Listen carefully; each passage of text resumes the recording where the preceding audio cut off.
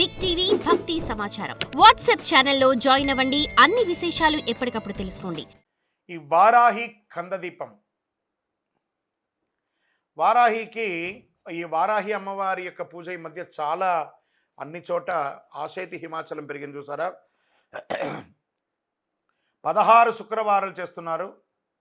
ఆ దీపాన్ని ఎలా పెట్టచ్చు అంటే ఆ దీపంలోనే అమ్మవారిని ఆవాహనం చేయవచ్చు. ఫోటో ముందు కానీ విగ్రహం ముందు కానీ ఈ కంద దీపాన్ని పెట్టవచ్చు. కందగడ్డను శుభ్రంగా కడిగి పసుపు కుంకుమతో అలంకారం చేయాలి. కొంచెం కోసిన చోట కొంచెం దీపం వచ్చేలా కొంచెం గుంత తీసుకొని అందులో నెయ్యి పోసి దీపం పెట్టాలి. కంద దీపం పెట్టిన సమయంలో మామూలు దీపం కాకుండా రెగ్యులర్ దీపం కూడా ఒకటి పెట్టాలి. కంద దీపంతో పాటు నార్మల్ దీపం కూడా ఒకటి పెట్టాలి.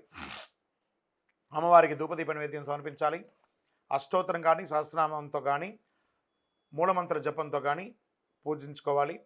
కందదీపం పెట్టిన రోజు దుంపలు, తేనె, లడ్డూలు ఇలాంటివి నివేదన చేయవచ్చు.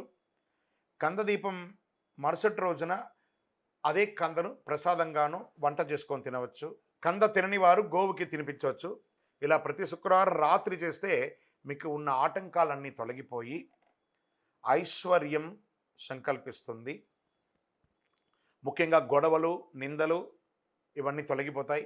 వివాహం కాని వారికి వివాహం త్వరగా అయ్యే అవకాశాలు ఉన్నాయి. ఇల్లు కొనుక్కోవాలన్న వారికి, భూమి కొనుక్కోవాలన్న వారికి వారాహి వారాహి కదా అమ్మవారు, ఆ వారాహి అమ్మవారిని ప్రార్థన చేయడం చాలా అద్భుతం కలుగుతుంది. రాత్రిపూట సమయం వరకు ఉపవాసం అవసరం లేదండి. కొంతమంది ఉండాలనుకుంటే ఉండొచ్చు, లేని పక్షంలో దీనికి ఉపవాసం ఉండలేదు. ఆ ఒక్కరోజు మాత్రం మధుమాంసాలు తినకుండా దూరంగా ఉంటే మంచిది. సాయంత్రం పూజ మొదలుపెట్టే సమయానికి మళ్ళీ చక్కగా పళ్ళు దొమ్ముకొని దంత సేవనంతా చేసుకొని తలస్నానం చేసి పెట్టుకుంటే చాలా మంచిది. మన శరీరంలో దుర్గంధం రాకూడదు. ఈ దీపం వెలిగించేటప్పుడు చినిగిన బట్టలు ధరించకూడదు. అసహనం ఏదైనా కూర్చోలేని ఇబ్బంది కలిగే అసహనంగా కూర్చోకూడదు.